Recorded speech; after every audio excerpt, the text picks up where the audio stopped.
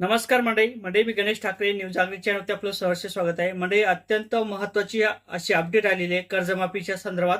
अर्थसंकल्पीय अधिवेशन सादर करत असताना आज मुख्यमंत्री फडणवीस यांनी 2 लाख रुपयाची कर्जमाफीची घोषणा करून टाकलेली आहे. शेतकऱ्यांची कर्जमाफी 2 लाखापर्यंत केली जाणार आहे हे आता निश्चित झालेले आहे आणि त्याची घोषणा सुद्धा अधिकृत घोषणा सुद्धा आज करण्यात आलेली आहे.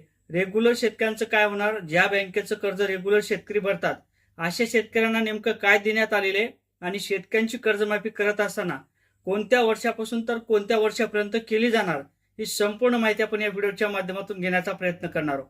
तर मंडळी, मी गणेश ठाकरे न्यूज जागृती चॅनल आपलं सहर्ष स्वागत आहे. चॅनलवर नवीन असाल तर लगेच चॅनलला सबस्क्राईब करून घ्या. व्हिडिओ नक्कीच शेअर करायला विसरू नका. मंडळी, अत्यंत महत्वाचं अपडेट आहे. अनेक वर्षापासून शेतकरी कर्जमाफीची वाट बघत होते आणि अखेर आज अर्थसंकल्पीय अधिवेशन सादर करत असताना सगळा काही पाढा वाचून सांगण्यात आलेला आहे. शेतकऱ्यांची कर्जमाफी 2 लाख रुपयापर्यंत केली जाणार आहे अशी देखील माहिती आता मुख्यमंत्री फडणवीस यांच्या माध्यमातून सांगण्यात आलेली आहे आणि त्याची घोषणा सुद्धा करून टाकण्यात आलेली आहे अधिकृत. आणि त्याचबरोबर जे बँकेचं कर्ज रेग्युलर असतील अशा शेतकऱ्यांना 50,000 रुपयाचं अनुदान हे दिले जाणार आहे.